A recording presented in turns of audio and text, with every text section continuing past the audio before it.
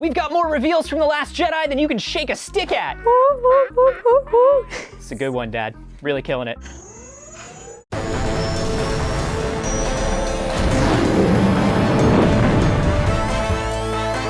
This week on the Star Wars Show, Anthony sits down with the Freemaker Adventures' Dana Snyder. Another exciting episode of Salvagers of the Lost Ark, and much, much more. Now, from the Lucasfilm headquarters, it's the Star Wars Show. Hi, I'm Anthony Carboni. And I'm Andy Gutierrez, and welcome to the Star Wars Show, the only Star Wars show that is eagerly anticipating the announcement of the Gonk Droid standalone movie. Yeah, no, not yet. It's like, because here's the thing, Lucasfilm hasn't officially announced it yet, but we know it's coming. Why wouldn't they do it? It's just logical. One day you'll get your shot at making a movie, but let's go to the news. Kicking things off with a couple of reveals from The Last Jedi. We have the exclusive scoop on 2 new vehicles being deployed by the First Order in the upcoming movie. First, we have the ATM-6 Walker, which stands for All-Terrain Mega Caliber 6 Walker. Why 6, you ask? Well, because it has a Mega Caliber 6 laser cannon on its back. Think of it as a mobile heavy artillery walker that's way bigger than a standard AT-AT. And while an AT-AT might move like an elephant, the ATM-6 has a more simian-like gait, which helps it stabilize the cannon. Next up is the First Order Dreadnought. The Dreadnought is a mandatory 4-class warship and has 2 enormous orbital autocannons, which can be used for larger scale bombardments. It measures 7,669.72 meters in length, or 25,162.8 feet for those of you who never learned the metric system. The First Order Dreadnought also has 24-point defense anti-aircraft cannons on its dorsal surface, meaning it can scare the bejesus out of anyone. I added that last fact myself, and it is now therefore canon. It's not canon. It is canon. Hey, commenters, how do you say AT-AT? Let us know down below. Be civil about it, like everyone is. Gamescom is underway in Germany this week, and EA showed off a brand new Starfighter gameplay trailer for Battlefront 2. During the clip, we're given closer looks at the locations, ships, and characters, including the Resurgent Star Destroyer, the Imperial Shipyard Fondor, and the Lucre Hulk battleship, and handsome cover boy Poe Dameron. That's right, our perfect, beautiful space boy is there, as well as Vader, Darth Maul, and Yoda! Yoda is a fighter pilot in Battlefront 2. I repeat, you get to be Yoda as a fighter pilot in Battlefront 2. Get to live out your Yoda dreams. Oh, it's so exciting. I cannot wait to do that when Battlefront 2 is released November 17th.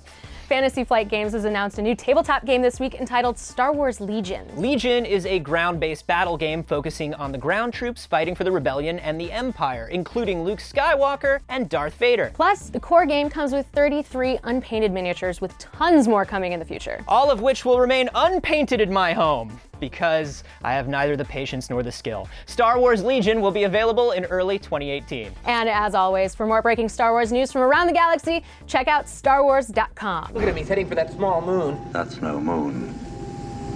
I've got Dana Snyder in the studio here with me. Graballa the Hutt That's right. on Lego Star Wars The Freemaker Adventures. Everyone's favorite cousin. I just love the idea of Jabba's put upon cousin, and you do such an amazing job with him. I'm glad I don't have to speak Huttese. Like, I auditioned for it, but they didn't say what it was for at all. It was like top secret. They just said like, oh, it's like a Brooklyn mobster guy whose older brother is the head of the family. Then they said, oh, no, it's for Lego Star Wars, and you're Graballa the Hutt. And I was like, awesome. And then I was like, oh no, am I gonna have to do like, like, I was like, because I know there's people walking around who could actually speak that stuff, right? Yes, but you lucked out. You got to just, because you know if somebody watched, there's some Huttese expert, like, the accent's all off. No, he's not speaking it properly. You'd be like, oh, no, I'm speaking a Southern Huttese I'm dialect. from the south of the Hutt. I'm from the south. So you didn't know what you were auditioning for. What was your reaction when you found out? Well, you know what it was like. It was amazing. It's like, wow, it's Star Wars, and it's Lego, and it's Disney. It's like the trifecta. I feel like... Why am I screaming? Who cares? Because it's exciting. Cheap microphones. No, you told me to scream. I feel like it is such a fun property to work on because, like you said, it is Star Wars, it is Disney, but the Lego stuff in particular... You put that skin on it, and then you can have super fun with it. Nothing is precious. You are also a huge Disney theme parks fan. You better believe it. You actually... I've been to every single Disney theme park. So you have to be excited for Star Wars at Galaxy's Edge. You can fly the Millennium Falcon, and whatever that other ride is, sounds awesome. It's going to be unbelievable. The problem is... What's the problem? What's that open? 2019? canteen, you and I will, well, you probably won't. You get juiced into all these things, but It's not. I will probably ride that ride in 2027 when the line finally gets down to like a 3-hour wait. The first day, be like, what's your fast pass? You get there Monday, the day it opens, your fast pass just says like Friday. Show back up 5 days later. Perfect, great. At least it's Friday, then you're like, oh, 2027, first Friday. Fantastic. I feel like the whole place is going to be just chock full of detail that we haven't even seen. Just droids rolling around. Yeah. Hang out in the cantina. I could probably spend a whole day just hanging in the cantina. I just don't know if anyone told you this. Okay. Out front is the whole script for the next Star Wars movie, which I read while I was waiting to come and do this. Yeah. Turns out, what's that guy's name? Snoke's. Spoiler alert, he's actually Chewbacca's dad. Huh. Shaved. That's why he has all those scars. Had no That's what idea. they look like under there. What would you say are the top 3 things that surprised you reading the script ahead of time? Through a strange accident, they have to fuse R2-D2 and C-3PO together. Okay. What else? What else did you see? There's a large crustacean group of peoples that live under that island that Luke Skywalker was on. They're like giant oysters. Okay. But there is also another giant clams. And there is a battle under the sea. That's going to be another one of the spin-off movies. And they just fight with each other. At one point, Luke Skywalker looks down and goes, "There, Rey, there's as much trouble down there as there is here.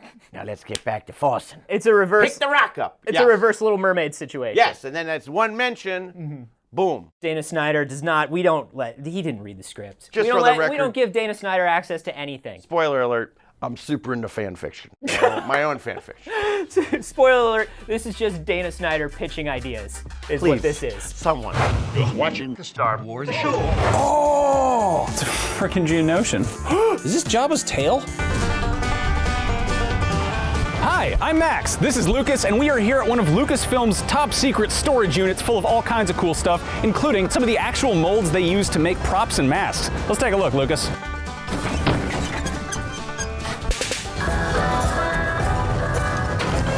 So obviously all the original props and things are in different special archives, but here's some really cool stuff.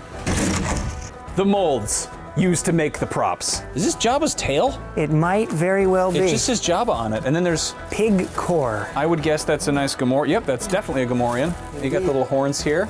There's Yaddle. These are like Well, it's where pieces the of history, it's where the process begins. It's the seed that turns into the final character you see on screen when these molds are turned into the foam latex masks or sculpts or whatever It's they might still be. sticky. Squidhead, or Tessic as he's known canonically.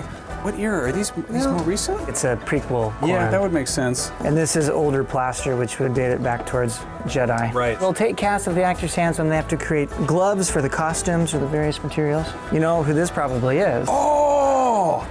I think this is Peter Mayhew's hand. That's probably about as close as I'm gonna get. Time for some royalty. This is Ian McDiarmid's head mold sculpt.